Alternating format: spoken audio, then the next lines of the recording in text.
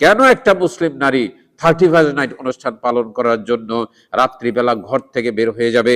কেন তার মুখে সিগারেট উঠবে? কেন তার মুখে মদের পেয়ালা উঠবে? এটা হতেই পারে না, এটা অসম্ভব।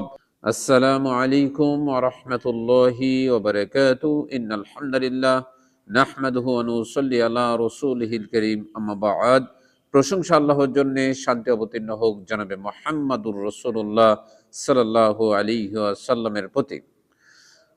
আজকে নারীদেরকে দেখা যায় বিভিন্ন বিয়ে শাদীর অনুষ্ঠানগুলোতে, বিভিন্ন Pohela Boishakh, 31st day night এবং আরো স্কুল কলেজের যে অনুষ্ঠানগুলো হয়, এই সমস্ত অনুষ্ঠানগুলোতে মেয়েরা সেজে গুজে তাদের রূপ সৌন্দর্য প্রদর্শন করে থাকে এবং বিভিন্ন অনাকাঙ্ক্ষিত ঘটনাও ঘটে থাকে, যার কারণে সমাজে একটা সুশৃঙ্খল পরিবেশ নষ্ট হয়ে থাকে। সম্মানিত দর্শক শ্রোতা মণ্ডলী, আমাদেরকে সতর্ক হতে হবে। মেয়েরা ঘর থেকে এভাবে বের হতে পারে না।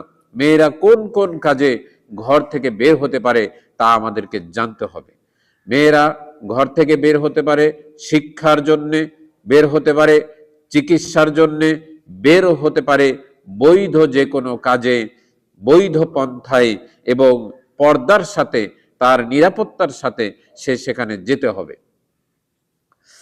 মেয়েরা আজকে ঘর থেকে অকারণেই বিভিন্ন অনুষ্ঠানে এবং পুরুষদের সাথে দেখা সাক্ষাতের জন্য, একটা মেয়ে আরেকটা ছেলের সাথে দেখা করার জন্য ঘর থেকে বের হয়ে যাচ্ছে।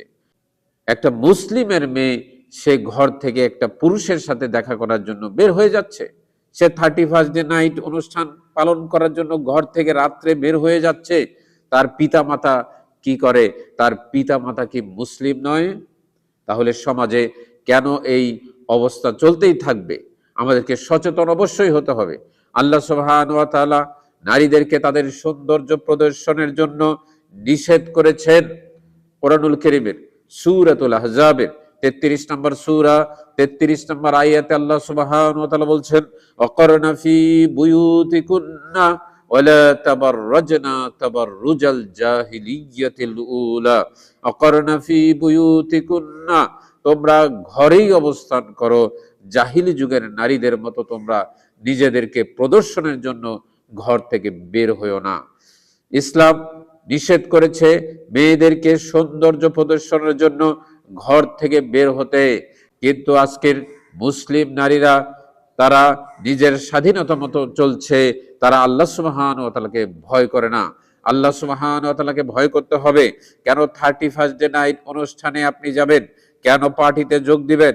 কেন পাড়ায় মহল্লায় বিভিন্ন অনুষ্ঠানে আপনি নারী কেন যোগ দিবেন? আপনার কি লজ্জা নেই? আপনার কি হায়া নেই? আপনার কি পিতামাতার মান সম্মান নেই? তাহলে কেন আপনি এগুলো করছেন? একজন মুসলিম নারী হয়ে আপনি এগুলো করতে পারেন না।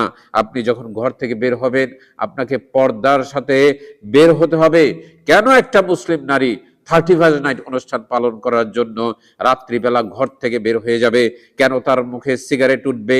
কেন তার মুখে মদের পেয়ালা উঠবে? এটা হতেই পারে না, এটা অসম্ভব। সুতরাং এই সমস্ত বেহায়াপনা, অশ্লীলতা সমাজ থেকে দূর করতে হলে প্রত্যেকটা নাগরিককেই, প্রত্যেকটা মুসলিমকেই ইসলাম সম্পর্কে জানতে হবে এবং ইসলাম মেনে চলতে হবে।